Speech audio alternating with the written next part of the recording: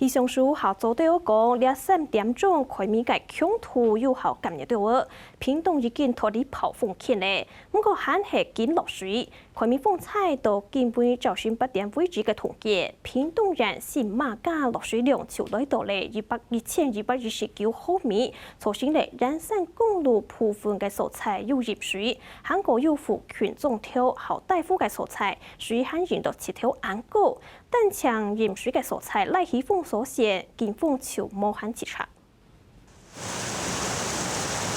屏東縣25號對大作開始落大雨，氣象署統計，截到早晨9點，屏東新馬家25號累計嘅雨量達到627毫米，全國最高。屏東縣灣萬鄉過江沿山公路嘅狀態，一下子馬傳出涉水嘅災情。你不要繼續右轉哦，你要直接從那個小路那邊，因為那一段也都淹水了。那個公路那邊。對，你從公路那邊，我們準備要公路。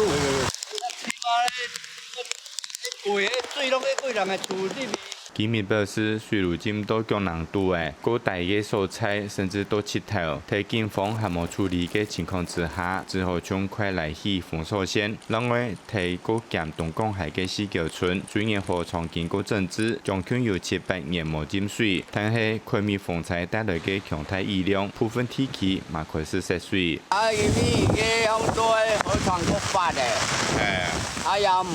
我唔會，不過但我水管唔敢開，佢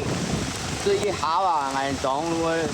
揾一水。村長表示，水對太排局對路面，本天付出大項嘅涉水補測，睇下擺嘅風災在擺用到，因為落雨一時之間唔會停，請村民注意安全。客家新聞潘成旺平的報道。